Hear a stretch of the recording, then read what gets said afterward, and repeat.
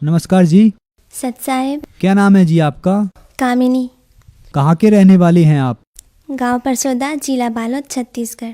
आपने संत रामपाल जी महाराज से नाम दीक्षा कब ली? 11 अप्रैल 2014। संत रामपाल जी महाराज से नाम दीक्षा लेने से पहले क्या आप कोई भक्ति साधना भी करते थे? जी हाँ, मैं पहले शिव जी की आराधना करती थी और जो हिंदू धर्म में बहुत से देवी देवता है उन सब की मैं पूजा पाठ करती थी, लेकिन जो शिव जी है उनको मैं खास इष्ट के रूप में मानती थी। आपने बताया कि आप शिव जी की आराधना करते थे, तो जब आप शिव जी की आराधना करते थे तो उससे आपको क्या लाभ हुए? जी, लाभ तो वैसे कुछ भी नहीं हुए, बल्कि और नुकसान होता जा रहा था। जैसे कि मुझे पहले प्रेत बाधा शुरू हो गया।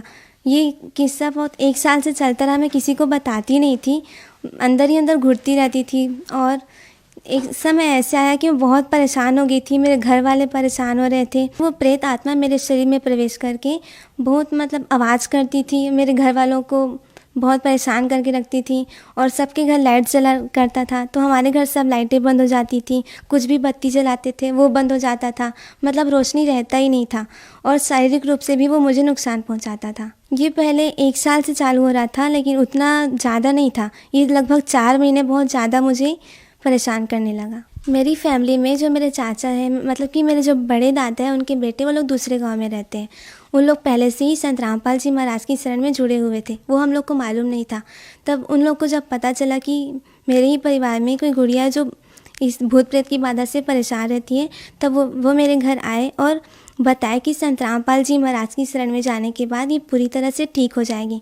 और उसी टाइम एक और आया किसी मेहमान की तरफ से कि एक मीरा दातार नाम का कोई मुसलमान मस्जिद टाइप का है, वहाँ ले जाओ गुड़िया को, वहाँ ठीक हो जाएंगे। तब मैं रो रही थी कि मैं कहाँ जाऊँ करके। तब मैं पहले शिव जी को मानती थी, मैं उन्हीं के पास जाके रोते हुए बोली कि जो सच्चे भगवान और जो मुझे ठीक कर सकते हैं उन्हीं के पास ले चलो। और उसी के जस्ट सेकंड बाद मेरे घर में सत्संग चलाना शुरू हुआ। तो जब मैं सत्संग सुनी थी उस रात को मैं एकदम चैन से सोई। पहले मैं सोती नहीं थी रात में भी। तो फिर उसके बाद सेकंड दिन फिर ऐसे ही सत्संग सुन के अच्छे से सोई। किसका सत्संग चलता था? संत रामपाल जी महाराज का। तो फिर जब तीसरा दिन हुआ, मैं तो सो जाती हूँ करके सो गई मैं, सत्संग उस दिन नहीं सुनी। फिर रात में वही जो किस्सा होता था भूत प्रेत वाला, फिर से चिल्लाना और मारपीट करना और लाइट्स बुझ जाना, लाइट जलता ही नहीं था हमारे घर, ये सब होता था। फिर मेरे चाचा जी है वो गेस किए कि ये संत रामपाल जी महाराज का सत्संग सुनती है, उस दिन तो अच्छे से सोती है और बाकी दिन वे सो नहीं पाती। तो डेली हम लोग सत्संग सुनना स्टार्ट किए। तब हमें ज्ञान हुआ कि ब्रह्मा विष्णु महेश की भक्ति करने वालों को कोई सुख नहीं मिलता। वो लोग हमारी किस्मत से अधिक कुछ दे भी नहीं सकते। वो लोग सच्चे भगवान नहीं हैं, उनसे बड़े कोई और भगवान है। ये जब बात हमें पता चली, हमने तुरंत हमारे रूम में बहुत सारे देवी देवताओं की फ़ोटो लगी थी और शंकर जी का तो बहुत सारा लगा था।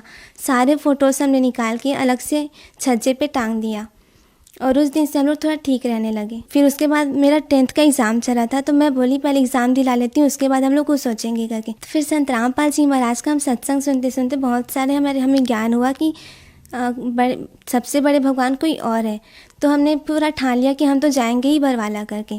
तब जैसे ही मेरा एग्ज़ाम हुआ, हमने तुरंत रिजर्वेशन करवाया और सतलोक आश्रम बरवाला जीरा हिसार हरियाणा में गए। और वहाँ मैं और मेरे माँ पापा हम तीनों ने संत रामपाल जी महाराज से दीक्षा ली और उनका आशीर्वाद जब हमें मिला, उस दिन से हम लोग पूरी तरह से ठीक है।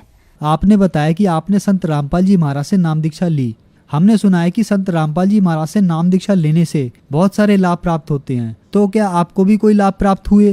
जी, लाभ तो बहुत सारे हुए। एक तो पहला ये आध्यात्मिक लाभ। मैं जब से छोटी थी बहुत सारे आध्यात्मिक मेरे माइंड में क्वेश्चन रहता था कि सृष्टि की रचना कैसे हुई होगी, हम लोग कहाँ से आए होंगे, और भगवान तो एक है के बोलते हैं, पर यहाँ तो बहुत सारे देवी देवताओं की भक्ति हमें करवाई जाती है।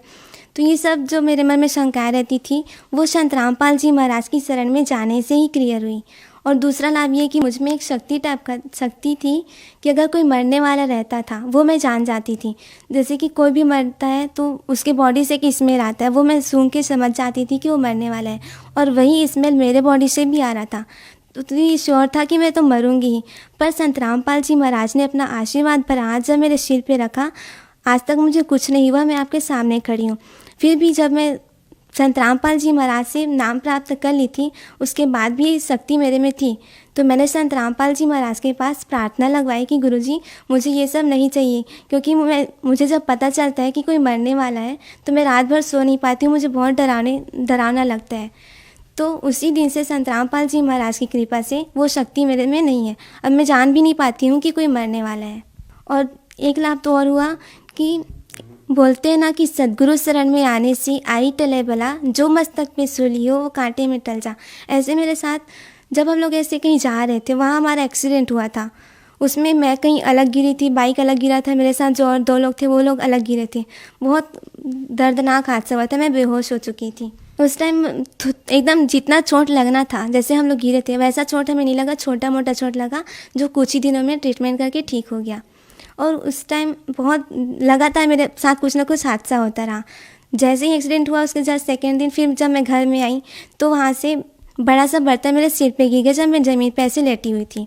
और उसके बाद और क्या हुआ कि मैं सब्ज़ी ऐसी बना रही थी तो मेरा जो छोटा भाई है वो मेरे बगल में एक कढ़ाई पे तेल गरम करके उस पर पापड़ वगैरह फोड़ के अलग से रख दिया। मैं सोची उस कढ़ाई में पानी है, मुझे पानी दिखा हो, तो मेरे हाथ में जो चम्मच था छोटा सा, ऐसे चखने के लिए मैं छोटे चम्मच को निकाल रखी थी, उसको मैं धो रही हूँ करके उस गरम तेल में अपना हाथ पूरा डुबा डाली थी।